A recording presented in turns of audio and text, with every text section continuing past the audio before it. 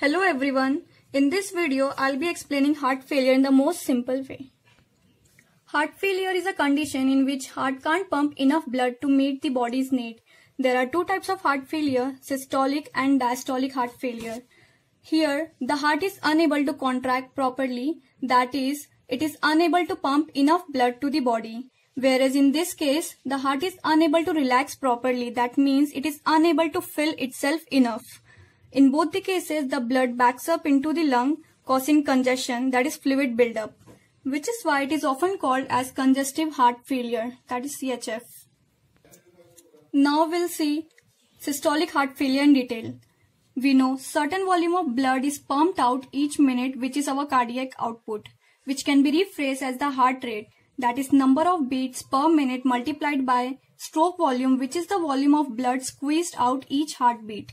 We know heart beats 70 times per minute and the left ventricle might squeeze out 70 ml per beat, which is equal to 4900 ml per minute, which is equivalent to 5 liters per minute.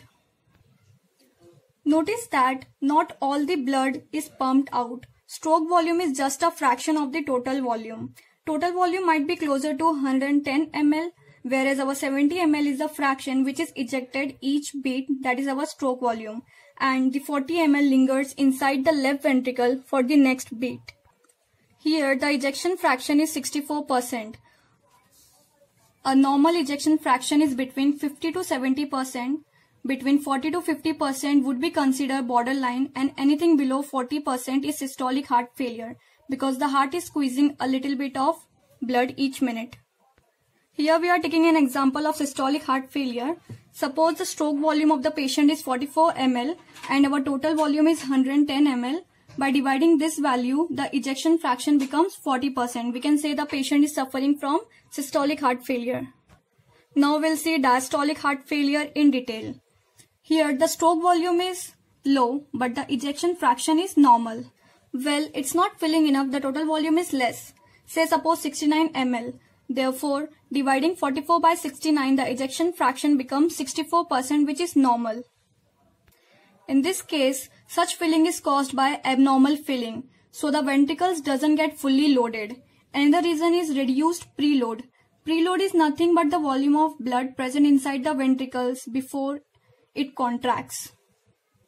The relationship between diastole and systolic function can be explained by Frank-Starling mechanism, which basically shows that the filling of ventricles with blood during diastole and stretching out of cardiac muscle makes it contract with more force, which increases stroke volume during systole. It is as simple as stretching out a rubber band more makes it snap back even harder.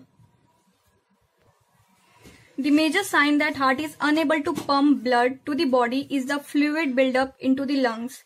The backing up of blood in the pulmonary veins causes pressure in pulmonary artery that results in moving of fluid from blood vessels into interstitial space, causing pulmonary edema or congestion.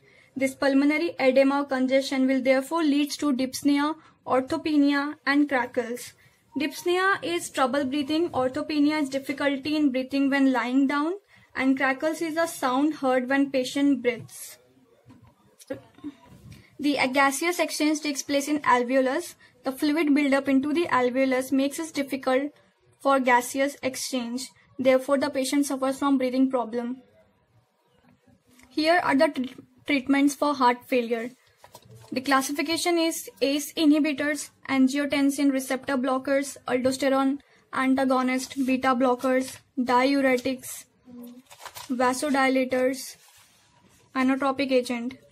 Will not go into detail. Alveolar macrophages eats up the red cells and acquire brownish color due to iron buildup. They are called hemosiderin-laden macrophages, also known as heart failure cells. Thank you for watching. Please like the video and subscribe the channel.